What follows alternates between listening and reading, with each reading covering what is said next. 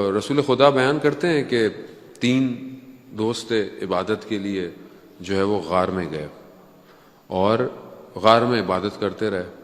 اچانک سے تھوڑا سا طوفان زلزلہ ٹائپ کا آیا، پتھر گرا، غار کا دروازہ بند ہو گیا. اب یہ تینوں اندر پھنس گئے. اب انہوں نے کہا پروردگار ہم سے کو غلطی ہو گئی ہے، ہم سے گناہ ہو گیا جس کی وجہ سے اب ہمیں تو باہر نکال. تو تینوں نے کہا کہ جو کام ہم نے اخلاص یعنی صرف اللہ کی خاطر کیا ہوگا ہم اس کو بیان کریں گے، اگر وہ اللہ کی خاطر ہوگا تو دروازہ کھل جائے، پتھر ہٹ جائے گا. تو پہلے نے شروع کیا. پہلے نے کہا کہ میں ایک خاتون، ایک لیڈیز مجھے اچھی لگی تو میں نے اپنی ساری جان دولت خرچ کر دی کہ میں اسے حاصل کروں، لیکن جب میں نے اسے حاصل کیا تو مجھے خدا کا خوف آیا. میں نے کہا پروردگار تیری خاطر میں یہ گناہ نہیں کروں گا کہ میں تجھ سے دور ہو جاؤں گا. اگر یہ کام میرا پروردگار تیری خاطر تھا تو مجھے نجات دے. تو تھوڑا سا پتھر غار سے ہٹا. پھر دوسرے نے کہا کہ میری کشاورزی کی یعنی میری کھیتی باڑی زمین ہے، اس میں لوگ کام کرتے تھے، تو میں نے ایک دن سب کو جو کام کیا ان کو میں نے آدھا دھرم جو دیا، وہ جو گولڈ سلور کا سکہ تھا وہ دیا. ایک شخص نے کہا کہ میں نے زیادہ کام کیا ہے، میرا جو اجر ہونا چاہیے وہ پورا سکہ ہونا.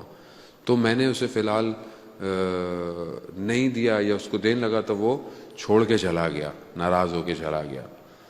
پھر میں نے اس ایک دھرم کو اپنے کاموں میں لگایا اور اس سے میں نے اور کام کیے اور چیزیں کی. ایک دن وہ شخص میرے پاس اپنا وہی سکہ واپس لینے آیا تو میں نے جب حساب لگایا تو 18,000 دھرم بن چکے تھے اس ایک دھرم سے. میں نے سارے وہ 18,000 دھرم اس کو دیے. پروردگار یہ سب میں نے تیری خاطر کیا.